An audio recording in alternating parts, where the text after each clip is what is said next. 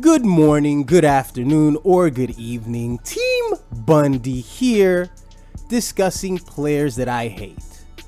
This video is being done mostly for the purposes of trading. If any of the following players are ever offered to me, I am offended, you will be canceled, and we may engage in fisticuffs when I see you in person. Let's start off with explaining the tiers that I have created here. The Go Fuck Yourself tier is reserved for players who I haven't personally experienced anything against them. They haven't done anything to me in fantasy, but in the real world, I hate them.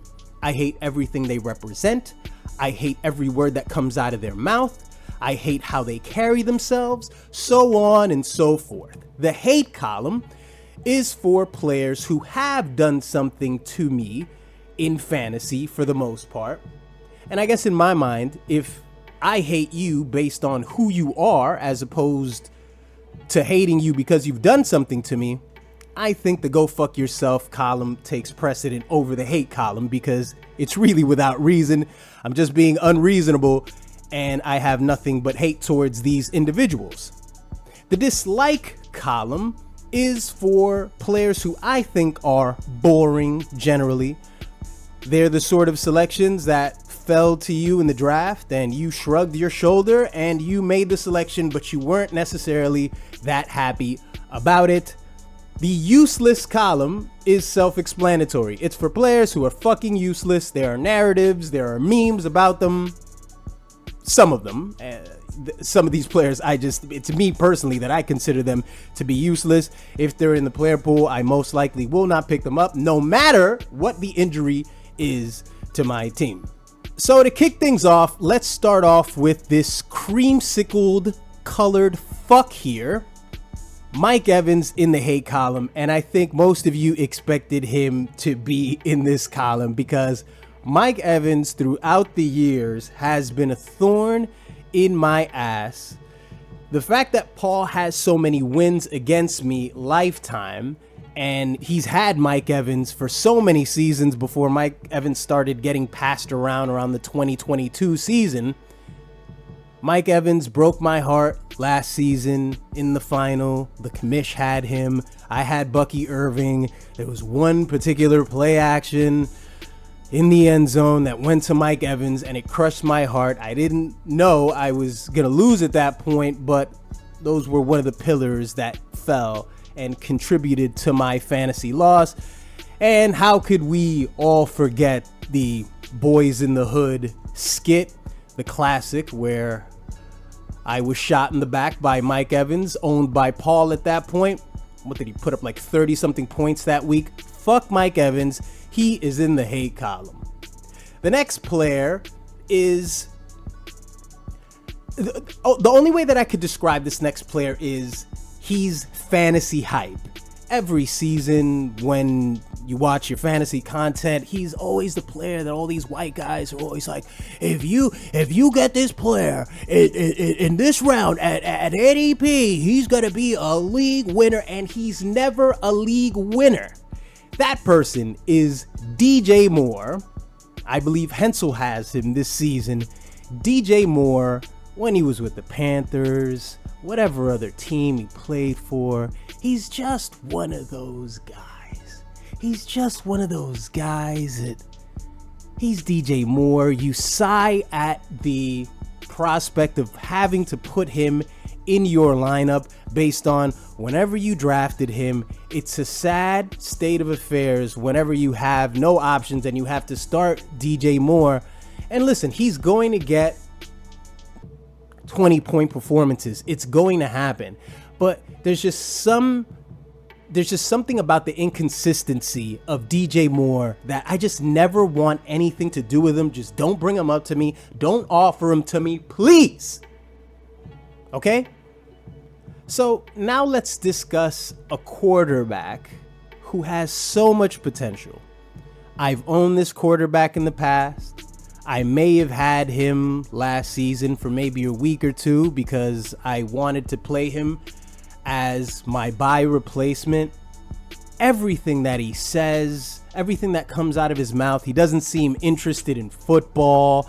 I think he had made a comment about Marvin Harrison Jr. and how it's not his job to get him the ball. He's going in the useless column. Kyler Murray. I'm not convinced he's an actual NFL player. He can't see the middle of the field, so how the hell are you going to hit off Marvin Harrison or anyone else for that matter when you're 5'4"? But the video games, and there's always some rumor. I think last year I remember Kyler Murray saying something that, oh, my dad told me, like, why don't I run more? Or somebody in his family told him, what? Yeah, why don't you run more? Why don't you just go rogue and run? He's not even that fast. He's evasive because he's small. I've got no confidence ever starting Kyler Murray. I think two years ago, maybe he was the 9th or 10th option to actually start in this league. But for the rest of his career, he's never going to be a starting quarterback in this league. He'll be a buy replacement at best. We're going to the useless column again. Couple years ago, I got a trade offer from Jay because Jay's always the guy that tries to keep his ear to the streets and he knows the guys that are the sleepers or whatever. And I had this running back along with other running backs I never played this guy. I just always had him on my bench, but every time I watch fantasy content, it's like, just wait. He's going to get starting reps. He's going to get a bigger role. He's going to do this. He's going to do that. Jaylen Warren. Please keep Jaylen Warren away from me. It's never his time. I think there's a rookie now with the Steelers who he's sharing carries with. It's never Jaylen Warren's time. And to make matters worse, he's one of these players that whenever he does get the ball, he looks electrifying. He looks electrifying every time he has the ball. But for some reason, Mike Tomlin can't figure out how to get the guy the ball. So guess what? I can't figure out why the fuck I would want him on my team. So don't offer him to me or else I'm going to punch you in the face. I'm indifferent about this next player because I maybe would have drafted him, but something about him each and every year just makes me not do it. It's the typical cliche of, oh, he's getting too old, but as every year goes along, he still continues to perform, a la the creamsicle fuck in the hate column. But this next player is James Conner. It's a tiger. You're playing with the tiger, and it's all good until the tiger goes tiger and it kills you. That's how I view drafting old players in high positions. It's all good until those knees do what they do. And James Conner, if I'm not mistaken, he does have a history of injuries. It's just never the right time for me to select him. And it hurts because later in the season, it's always James, when it's the witching hour on Red Zone and James Conner just runs in his second touchdown and his jersey's all torn up and it's a good look, but I don't know. He's old. He's boring. I'm indifferent towards him. I don't think he's useless, so I'll put him in the dislike column. But James Conner on the lower end of offensive offers that I ever would get. On the lower end, I might tap you in your chest, but not that bad. You know who's bad? We're gonna make this a short one. You know who's bad? Kyle Pitts. I don't care if he got a touchdown this week. I don't care about Kyle Pitts and how physically imposing he is. As a matter of fact, that's what makes it even more disappointing. It's kind of like Jaylen Warren because he looks good every time he has the ball, and when you see Kyle Pitts, he looks like a Greek statue. He's a lot like DK Metcalf, who is not in this tier list, by the way, because I do love me some DK Metcalf as I drafted him before trading him to Eric. But Kyle Pitts, it's self-explanatory. There's memes about how terrible Kyle Pitts is. As a matter of fact, we recently went to a fantasy football focus event where some guy who was sitting in front of us Kyle Pitts caught a stray mid-conversation with this guy, and then we started interacting with him because we can all agree, and fantasy fans all over the world can agree, that Kyle Pitts is shit, mainly because he's big for nothing. It's looking real lonely at the top, and I know at this point you're wondering, who could he possibly hate in the real world so much? Someone who has done nothing against him. Who could it possibly be? Wait, that makes sense. It's Aaron. Aaron Rodgers. Rodgers, to me, I could, I every time I see Rodgers pump his fist and celebrate, he's so similar to Big Earn from Kingpin, the character that was played by Bill Murray. As the last match is taking place after every strike, everything's getting more stressful and his hair's out of control, but just he's pumping his fist and it's so corny, it's so cringe. Rodgers, the ayahuasca retreats. I don't use this word lightly. Like, I never use this word, but I do think it applies to Aaron Rodgers. He is a narcissist. He loves to be in the spotlight. He loves to make it a thing. Will he or won't he go to this team? I don't know how it's going to fare out with the Steelers. Who knows if they're going to get a playoff win, and if they don't get a playoff win, Mike Tomlin might be fired. I think it's reasonable to consider at this point. But Aaron Rodgers just likes to hear himself talk. He's very intelligent, but he's old. I don't think there's ever going to be a week in this league. Well, let me not say that. I think Aaron Rodgers will be started by someone at some point late in the season, or maybe there's an injury or a bye situation. But Aaron Rodgers, I hate his entire existence. I hate when he speaks. I hate when he celebrates. I want nothing. As a matter of fact, the go fuck yourself tier is based on people celebrating and me hating them. I guess that's where the engagement comes in. I guess that's where it comes in. You fucking pump your fist and you're so proud of yourself, and it just makes me hate you on the other end of that. I don't think he's on any team. You always hear, oh, he's been, traded to this team, or oh, he's healthy. And it's just one of those, oh, by the ways, 10 minutes before kickoff, and you're like, well, I don't care. This isn't a deep league. This isn't a 16-team league. I'm not starting Christian Kirk. Christian Kirk is a lot like other people. I think in Christian Kirk's place, there are 5 variations of him. And, Josh, look, I know you might get upset at me saying this. Josh Downs, Rashid Shaheed. I know those are more boom or bust people, and I don't think Christian Kirk is a boom or bust guy. I think he's mostly a slot receiver, but he's so uninteresting. He's so blah. I think the last time he was started consistently was the commish about 2 to 3 years ago when he was playing for another team. But Christian Kirk, one of these John Does that if you're desperate, you put him on your bench, and if it's like, if your chances are 0, may God have mercy on your soul if you end up starting Christian Kirk at any point this season. All these guys could get lucky, they could get touchdowns, but that's not what this is about. This is about me hating you for being useless, and Christian Kirk is useless. I'm not gonna lie to you. This next person, I like him personally. I like his attitude. I like everything that comes out of his mouth. It's just, when his team wins, it's just what comes with it. It's just what they do at Super Bowls. It's just the coverage. It's Taylor Swift. Travis Kelce can just be right. But as a matter of fact, if I would have put Travis Kelce in this tier list, he might have gone in the go fuck yourself. I think that's an honorary mention. Travis Kelce might be an honorary mention for the go fuck yourself. Patrick Mahomes, as I said, I like him. I don't like how his voice sounds. He sounds like Kermit the Frog, but I like everything that comes out of his mouth.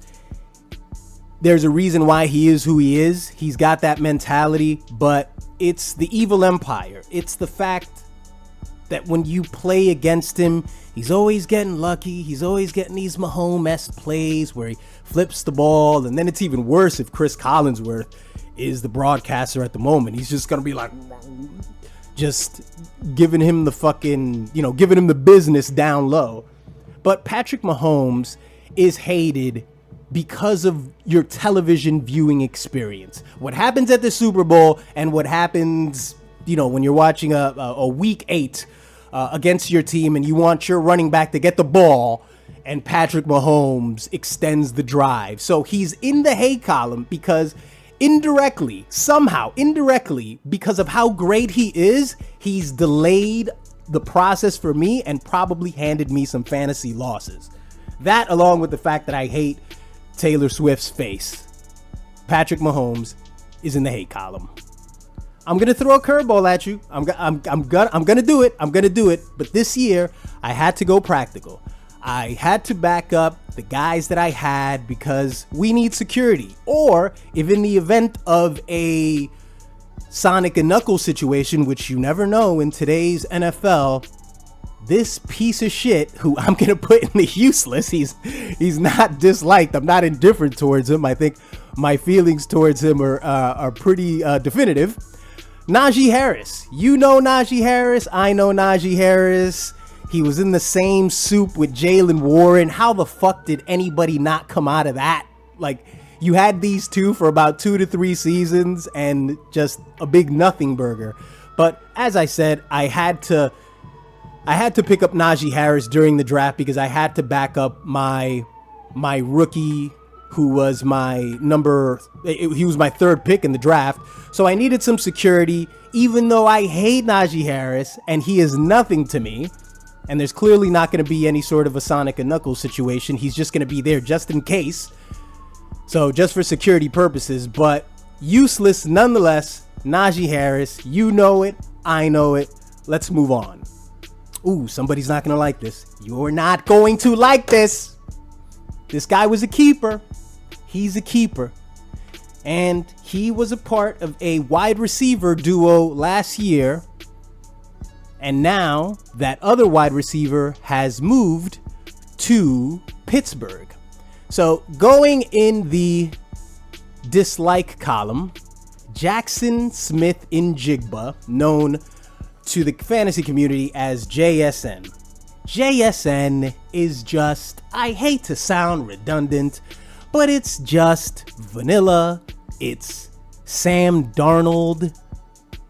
And every year, as a matter of fact, before the beginning of the season, everybody's going, JSN had a breakout season last season. When did this happen? I feel like it's like the DJ Moore thing. It's always like this emphasis on these players that are like, sure, in theory, their offenses that, they are sort of the crown jewels of the offense, but it's just the offense never pops. And what did JSN do this past week? I don't know. I don't give a fuck. Kamish picked him up as his keeper. When he did it, I was like, suit yourself, buddy. Suit yourself. No one gives a fuck about JSN. He's, he's like an evolved form of a Christian Kirk, actually. That's what he is. But I'm not going to put him in the useless category because he's not useless. He's the number one option for his team, but he's just a middle of the road guy for me. And I think, and I could be wrong about this, and hopefully we get to see that because this video is public and it's not unlisted like some people's videos. We get to see how this ages, but I think JSN in about 3 years is just gonna be just a guy. He's a guy. That's all. Fuck off. I don't know. I'm missing a little hate here. I feel like we need to get back on the hate train. We need to get there, and in order to get there, this next guy hasn't even played a professional official game yet. It hasn't happened. He's played in the preseason. He has. However, the real world hate that I have for him, is the support that he gets. The support that he gets, and he's a fucking Nepo baby. That's right. Shedeur Sanders goes in the go fuck yourself. Never in the history of Shedeur. I don't care if Shedeur Sanders beats out Joe Flacco and he becomes, like Willie Beeman, right? Because he's not going to outdo what Jaden Daniels did or what CJ Stroud did a year before. I mean, let's get real now. The support that he gets it elevates my hate to a level that I can confidently tell you that I will never own Shedeur Sanders ever for my fantasy career. just the very picture, if you can see it, if you can see the picture, this was like a first down that he got during a preseason game, and he did that whole watch celebration. Just the mere fact that you would do that everything is about a brand. Everything is about, what's the name of the brand? I think it's called Legendary. Everything is legendary. And if you watch a lot of these shows, like if in particular, let's not even discuss ESPN. Let's just discuss It Is What It Is. If you watch Cam and Mace, and I don't know why you would, but look, I do it. Cam and Mace are so, especially Mace, is so annoying on the topic of Shedeur Sanders. I think the other day he said like, oh, you know, Joe Flacco, like, you know, they got like a 40-year-old guy like playing for him, or like, you know, playing in place of him. And it's like, he's a Super Bowl winning quarterback. The most notable thing about Shedeur Sanders is that he came from the testicles of perhaps one of the top 5 defensive players of all time. That is the peak of Shedeur Sanders right there. I'm not saying it's going to be the peak of his entire career. The kid may make a name for himself, and God, I hope he doesn't. I want him to get on that field, and I want the defense to crush him. I want him to get the cliche welcome to the league fucking hit where, you know, somebody snuffs him back to the ground and there's a personal foul penalty. The hate that you put on top of yourself when you behave like this is, you know, they're unaware of it, because some of these athletes just have no self-awareness. And then there was sort of a narrative of like, oh, you know, they're doing this to like show Deion Sanders. Guys, what the fuck are we talking about? What are we talking about? He was a 5th round pick for a reason, and now Cleveland's going to go through the motions, and if they lose a couple games, you know, just for some excitement, to put some butts in the seats, because people care about this kid, because everything is about a brand, and he's going to do it. They're going to put him into a game week 7, and they're going to be losing like 46 to like 2, and he's going to get a first down and do his little watch celebration, and I will hate him for that. And now maybe I'll create another tier for that. I don't know. Whatever it is, I'll do it just for Shedeur, just because I hate him so much. Up next, I just want to put this, I just want to place him right here. I just want to place CJ Stroud in the useless column. He is both boring and, I don't know, he looks washed. He'll hook up with some touchdowns with Nico Collins at some point, and we'll all think that it's 2023 all over again. But in the new NFL, I don't know, if you can't move around the pocket, if you can't, you know, move around and scramble, you know, you'll be Brock Purdy at best. I'm not excited about CJ Stroud. I'm not hoping the worst for him. He's not Shedeur Sanders. I don't hate him personally. He seems like a nice guy. He seems like a God-fearing man, but don't care for him. Won't pick him up if Jaden Daniels gets hurt, which isn't going to happen, but I wouldn't pick him up, just letting you know. Up next, this guy has so much to prove. He's got so much to prove to the league. He's got so much to prove to himself. Apparently, he came into the season bulked up, which usually isn't good for his position, in the dislike column, okay, is Marvin Harrison Jr. He would go in the useless department, but it's only been one season.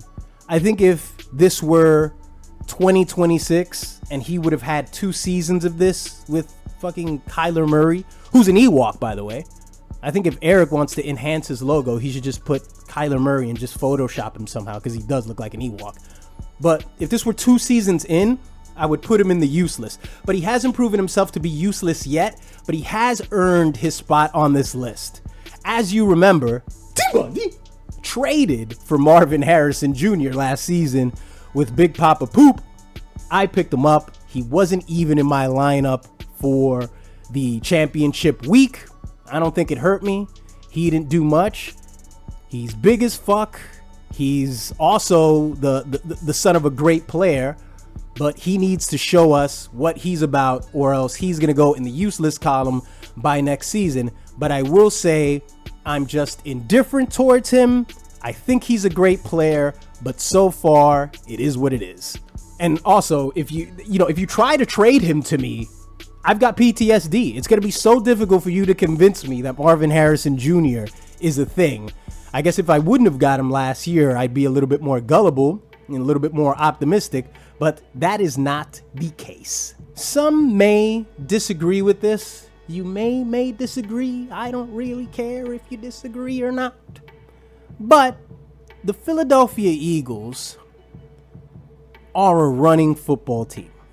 There was a lot of talk this year about, they're going to pass more. Saquon Barkley, he had a lot of carries last year. Blah, blah, blah, blah, blah, blah, blah, blah. Of course, they're going to have games where Jalen Hurts spreads the ball around.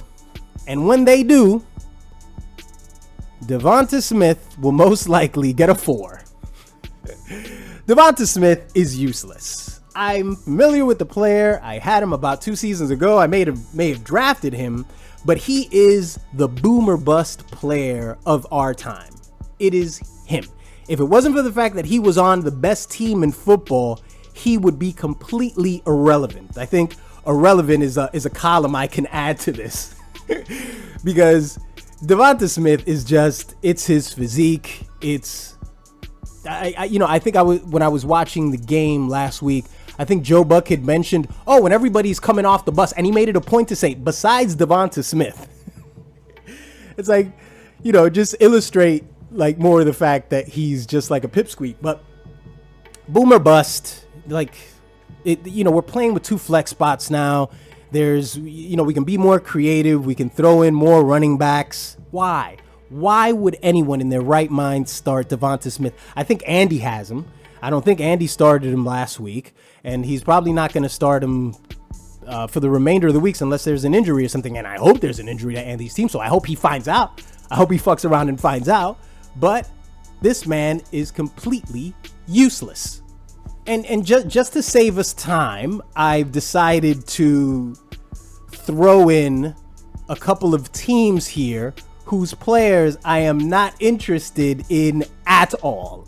At all. We're going to start off with fuck the Saints as a staff, a record label, or a motherfucking crew. Fuck them all together. I don't care about Alvin Kamara.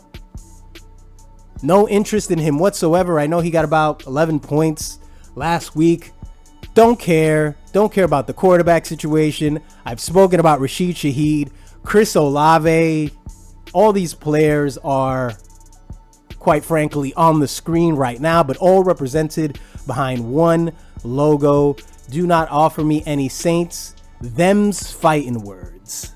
And the same can be said for a team that has an aging quarterback, a flashy backup quarterback, a criminal in Quinyon Judkins, which, I want to say, very admirable. Your players ain't doing it right if they ain't beating these hoes. I told you that.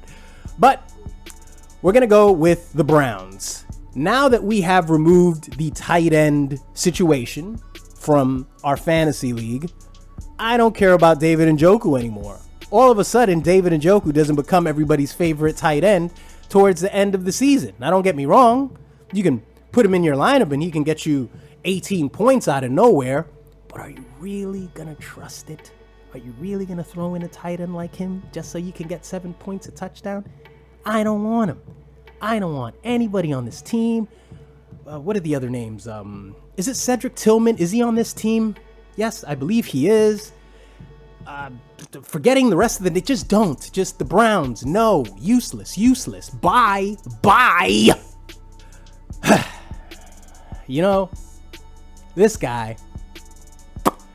This guy really earned his spot. He really did earn his spot. The following player is in the hate column because he represents a certain regime in fantasy football. There are certain guys that are represented by certain teams in this league. And this next guy was a participant in the Guylanders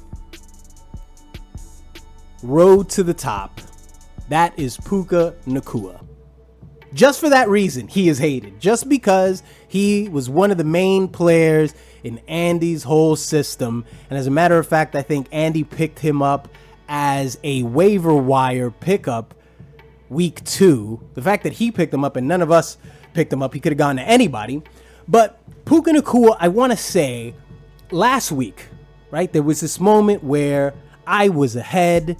Paul needed however so many points, a couple points to jump ahead, and Puka Nacua had been hit in the head, did the whole concussion protocol thing, and they had mentioned that he was questionable to return. Now, 10 times out of 10,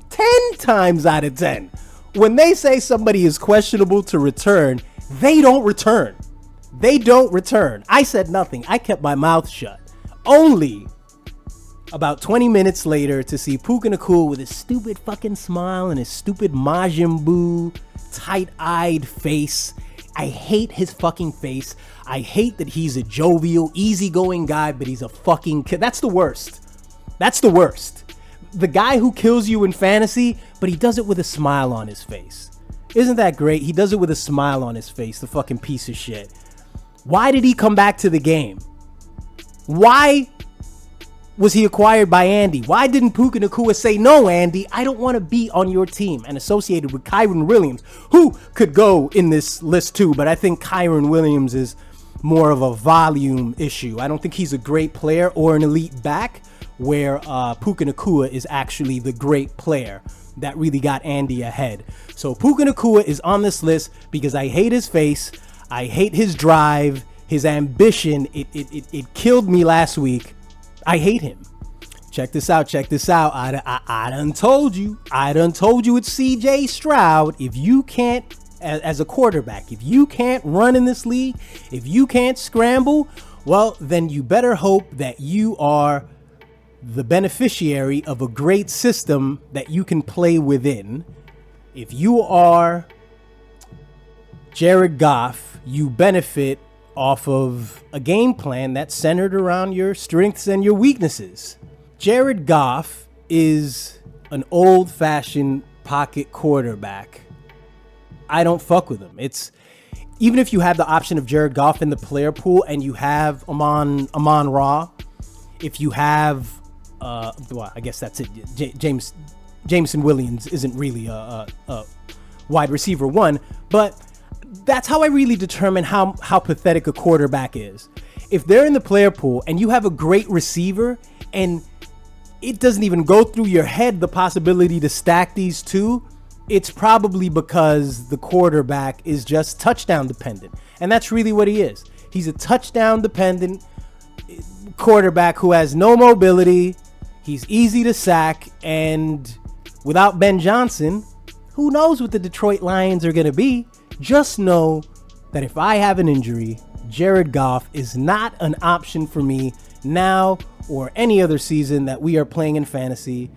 He's useless. The next player could have gone in the hate column, but he's never done anything to me, at least nothing that I can remember.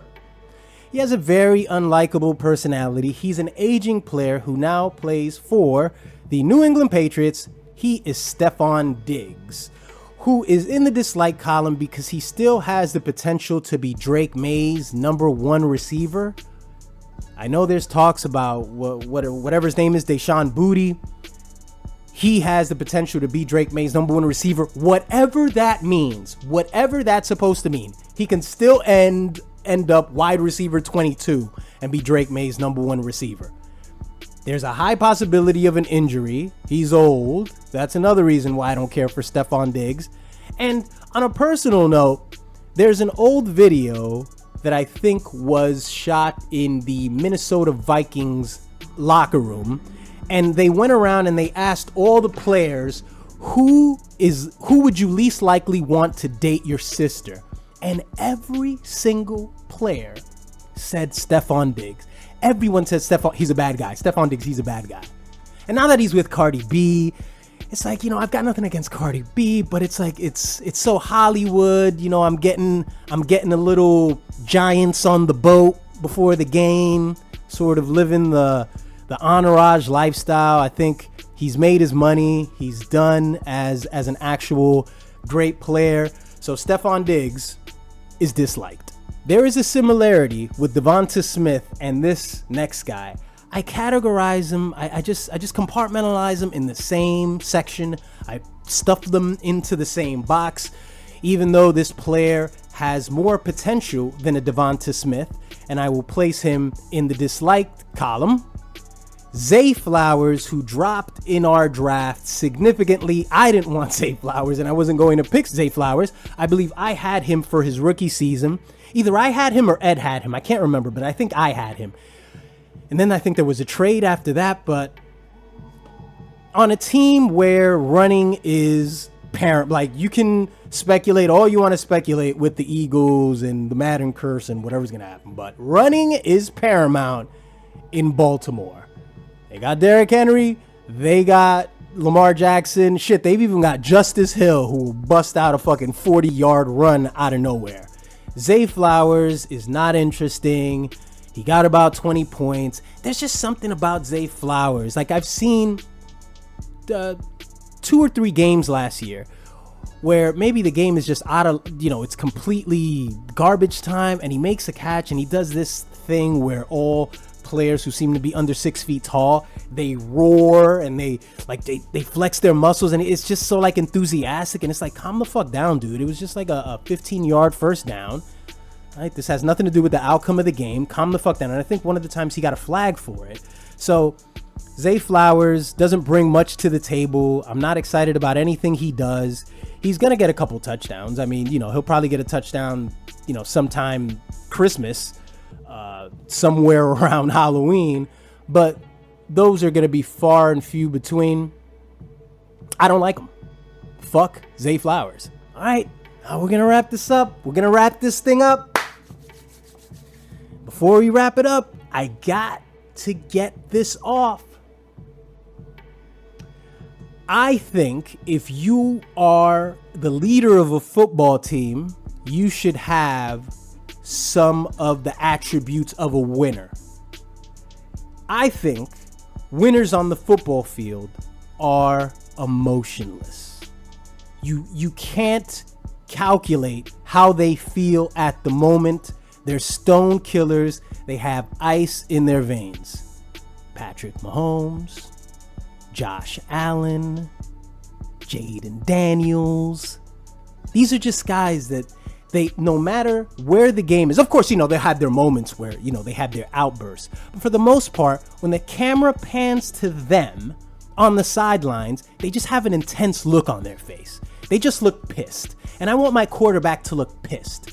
I don't want my quarterback to fucking sigh and look like he's about to fucking cry after one incompletion. I can't express to you the animosity that I have towards Caleb Williams. This isn't even about the painted fingernails. This is about lack of emotional stability. It's just overwhelming how many times he'll just pout on the sidelines. It's like there's 53 other players here who look to you, not necessarily for guidance. I mean, he's a 2-year player, but they look to you as a barometer of where the team is headed. And if every second of every game, you just look like he looks like he's wincing all the time, and it's like, oh, he was an overthrown pass, and I cannot stand it. I can't stand Caleb Williams. And I think part of it is, it seems like he was parented very well. Caleb Williams has the demeanor of someone who, when Caleb was 11, and where does Caleb need to go? We need to drive across 3 counties to get him to a game. We got to pay, $2,000 for the membership fee for your uniform, for everything. You got it, Caleb. Caleb gets what he wants, right? Do you remember? I don't watch college football. I never will watch college football. But do you remember when Caleb Williams cried in the arms of his mother? I mean, what the fuck are we doing here? What are we doing? And there's all this talk about, oh yeah, Ben Johnson, he's gonna get the offense just like he had it in Detroit, not just like, but he's gonna liven up the offense. It's only been one game. I'm not making a statement against Caleb Williams as a player. I'm making a statement against Caleb Williams as a man. As a man, moaning and groaning after fucking incompletions. Just relax, dude. Compose yourself. Look at Jaden Daniels. Jaden Daniels is smiling through all the chaos. He doesn't have to be like him, but just try to take a slice off of that. And I also remember, I think last year, the very first game that Caleb Williams played was against the Texans. And I think you recall that moment where the Texans won and they met in the center of the field, him and CJ Stroud. And CJ Stroud, who I said is a good guy, CJ Stroud tried to give him some words of encouragement or something like that. And Caleb just like ignored him. He was just like, fuck you, whatever. It's just Caleb Williams is just such an unlikable guy. He'll continue to show parts and layers of his personality that you or I will not like. And I will never, ever start him in fantasy. If you start Caleb Williams, just know this now. I don't like you if you start Caleb Williams at any point during the season. And God forbid he plays against me and beats me celebrating.